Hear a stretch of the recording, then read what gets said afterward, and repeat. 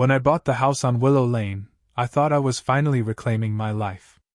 After losing my husband, Mark, to a sudden stroke, every corner of our old city apartment screamed his absence. His half-read books, the coffee mug he'd never finish. My daughter, Emily, and I needed a fresh start. So, I used the insurance money to buy a quiet home in Crestwood, a suburban haven with neat lawns and good schools. The realtor mentioned a homeowners association HOA, but said it was just for basic upkeep. That was the first lie. On our third day, as I unpacked, a woman marched across my yard like she owned it. Mid-50s, crisp blazer, clutching a clipboard, her face pinched like she'd smelled something foul. "You must be Sarah," she said, her smile as warm as a freezer. "I'm Linda Harper, Crestwood Pines HOA president. Here's our bylaws." She thrust a thick binder at me, lingering as if I'd drop everything to read it. "We're strict about trash bins, paint colors, and yard decor. I see you have figurines?" She eyed a box labeled garden stuff. "One ceramic turtle and a gnome. That's two. Our limit." I forced a smile. "I'll review it tonight." Linda didn't budge, launching into rules about visual harmony. I wanted to ask if she measured lawns with a ruler, but I bit my tongue. I didn't know then that Linda was a storm waiting to break. Over the weeks, Linda became a shadow. She'd appear uninvited, quizzing me. How long had I been widowed? Was I dating? Was Emily joining the youth council? She left notes about my cars, sloppy, parking, and find me for a garish porch light. Once, she suggested Emily's isolation was a community concern because my 13-year-old preferred books to her nature club. I stayed polite, too drained by grief to fight. But Linda wasn't just nosy, she was dangerous. The letter arrived on a rainy Tuesday. Official, embossed, from a law firm I didn't know. It claimed my house had been sold to the Harper Trust, with notarized documents bearing my signature. I was to vacate in 30 days. My heart stopped. I hadn't signed anything. The signature looked like mine, but shaky, like a bad imitation. Laughing in disbelief, I called the firm. A board paralegal insisted the sale was binding. My realtor, panicked, confirmed the county recorded a deed transfer, listing me as the seller, my social security number included, to Linda's trust.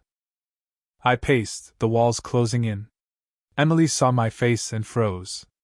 "Mom, what's wrong?" I told her everything. Her eyes widened, and she bolted to her room, slamming the door. That night I didn't sleep. My realtor called at dawn. "This is insane, Sarah. The documents are forged, but they're convincing.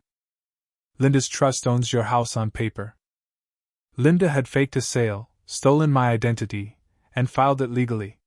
I was too stunned to confront her. This wasn't petty, it was criminal.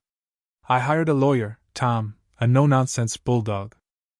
"She's done this before," he said, digging up Linda's past. 3 properties flipped through shady trusts, 1 lawsuit dropped when a victim gave up. "She's a pro, but she picked the wrong fight." Linda didn't stop.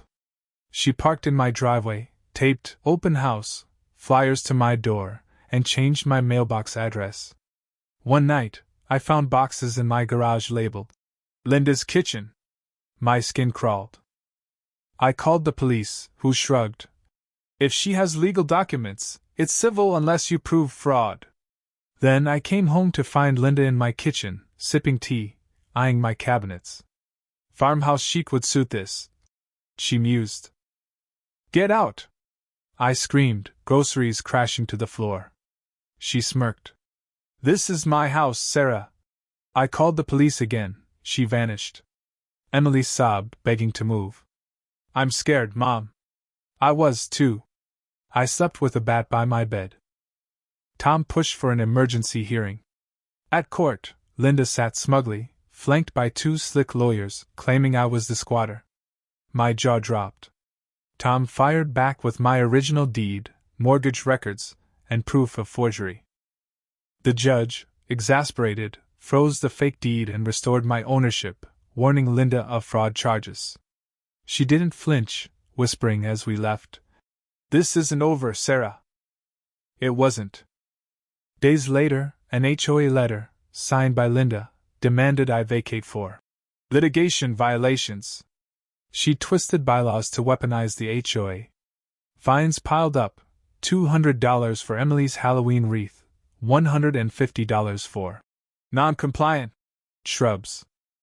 The HOA board, her puppets, banned me from meetings, claiming I disrupted governance. I'd had enough. At the next HOA meeting, I stormed in, phone recording, papers in hand. "Linda forged my signature to steal my home," I announced, passing out fraud reports. "You're complicit if you back her." The room erupted. A board member, Carl, stood. "You didn't sign this?" I shook my head. 2 board members quit on the spot. Linda's grip was slipping. She went quiet, too quiet. Then the police knocked, citing Linda's claim I'd damaged her property. I showed them every document. The older cop sighed. "She's unhinged. We've had complaints before." That day, a realtor's flyer arrived. "Sold!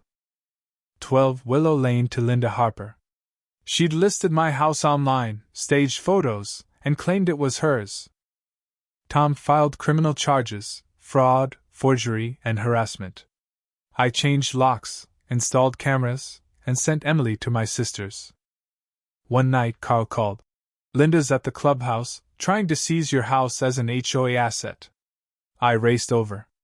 Linda stood defiant, but Carl interrupted. "She's under DA investigation. This vote's cancelled." Linda fled, tires screeching. Her arrest came quietly. I was sipping coffee when Tom texted, "Check the news." There it was. HOA president arrested in fraud scheme. Linda, handcuffed, sunglasses perched defiantly, was linked to multiple scams. No bail, flight risk. The DA found 2 other victims. Crestwood buzzed. At an emergency HOA meeting, Carl nominated me as president. Hands shot up. I was in. As president, I scrapped Linda's fines, hired auditors, and opened meetings to all. The trial was swift, guilty on all counts: fraud, forgery, identity theft. Linda got 7 years. I won $175,000 in restitution.